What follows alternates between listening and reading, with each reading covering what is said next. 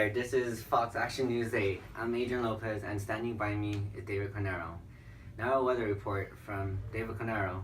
How's it looking this week? Hi, my name is David Carnero, your meteorologist today. I will be covering your local weather in the Monterey area. Let's take a look at your 5-day forecast. Monday, it will be partly cloudy. There will be a high of 71 degrees and a low of 55 degrees.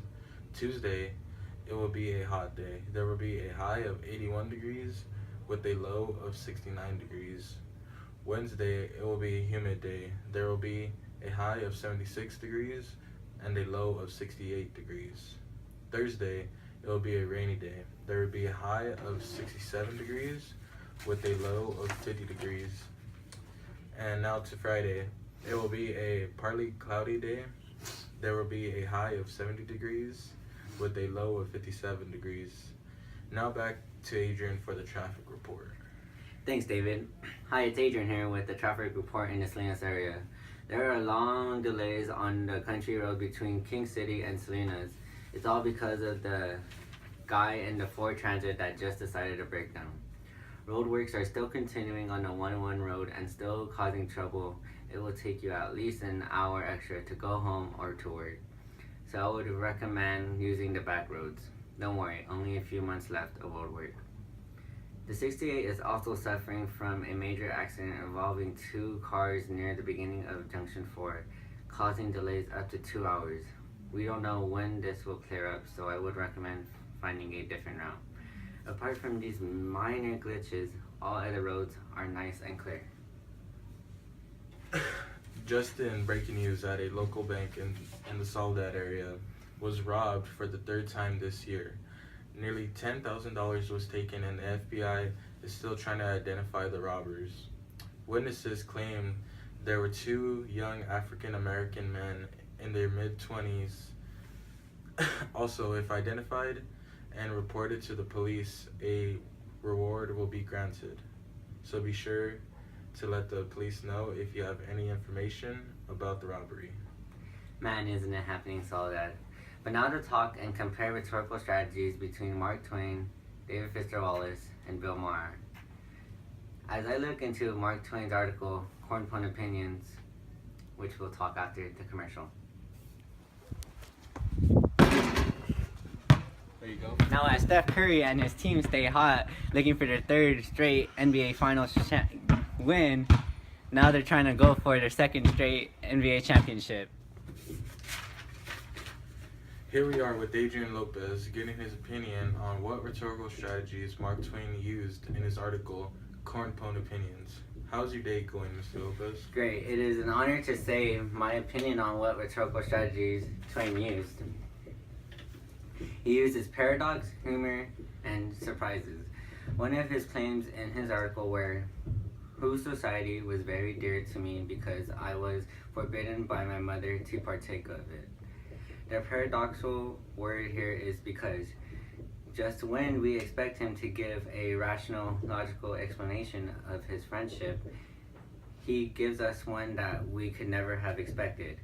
This explanation is funny, not only because it catches us by surprise, but also because it suggests that Twain, even as a boy, was a rebellious, independent kid who thought for himself.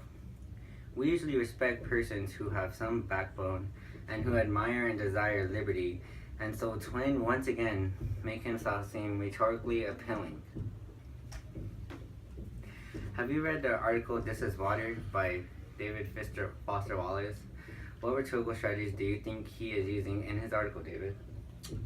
Probably the most effective, in my opinion, appeal the reader to the essay that Wallace uses in his entire essay. Wallace says that we can't worship money and things. He talks about evil, sin, worshiping material goods, etc. throughout his speech. The most interesting line, though, was when he talked about not wanting to shoot ourselves in the head.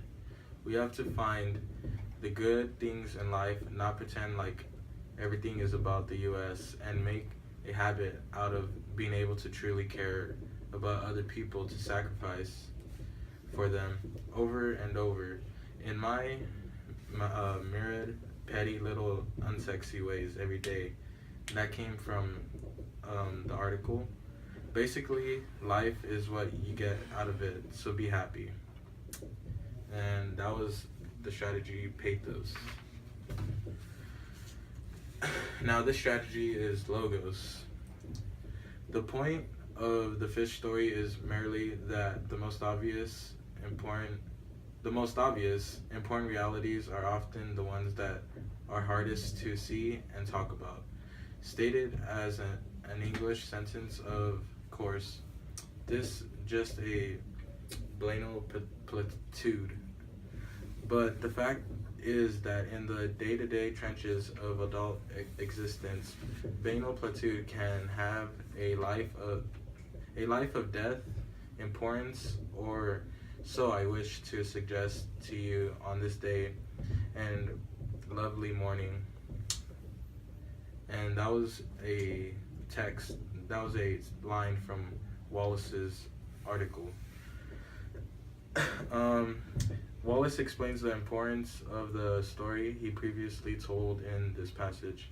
There is no true emotional appeal in this passage. Instead, he appeals to the audience logically as university graduates by defining the story in terms of a more formalist approach.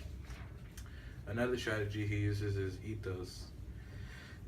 The first example in which Wallace uses ethos to appeal to the reader is in his example of a day of routine life.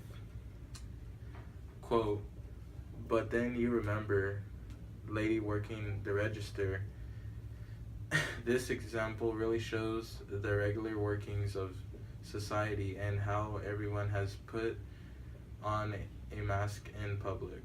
All of your emotions are pent up inside you, yet you have to grate your teeth and try to be polite as you ask them to let you by. And that was another line from the article. Have you read Bill Maher's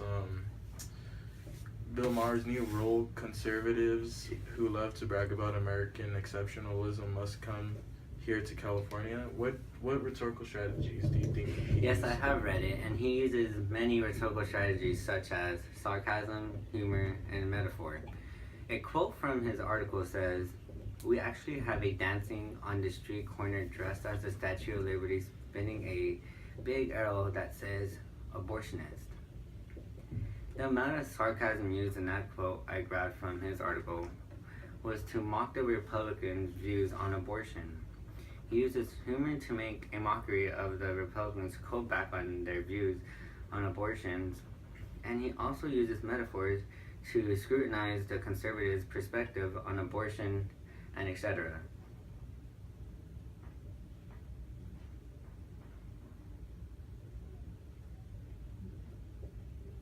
And that's your opinion? Yep. Nice. And those were all opinions of what rhetorical strategies we think they all used. And they do have similarities, but we haven't really got the similarities because they're kind of different articles. So, yeah. The only real similarity I see here, Mr. Carnero, is the amount of sarcasm they use to get the point across. Wouldn't you agree? Yes, I do agree, actually. Like, Bill Maher, he talks a lot about Donald Trump and stuff, and he usually puts him on blast, and I think that sarcasm is what attracts viewers to listen to their articles and read them. Yeah. They also use a lot of anecdotes. Yes, they do. They what else do they use?